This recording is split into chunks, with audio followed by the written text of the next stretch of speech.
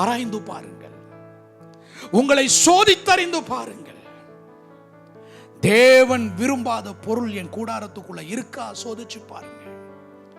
தேவன் அருவருக்கிற ஐஸ்வர்யம், ஆசீர்வாதம் எதுவும் என் கூடாரத்திற்குள் இருக்கிறதான்னு யோசிச்சு பாருங்க.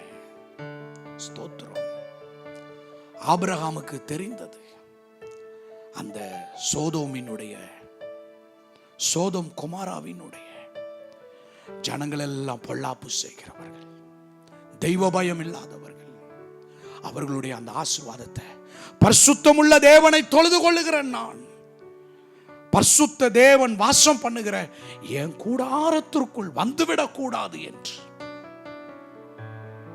அவன் அந்த பொருட்களை இச்சிக்காமல் அவை அதை புறம் தள்ளினதினாலே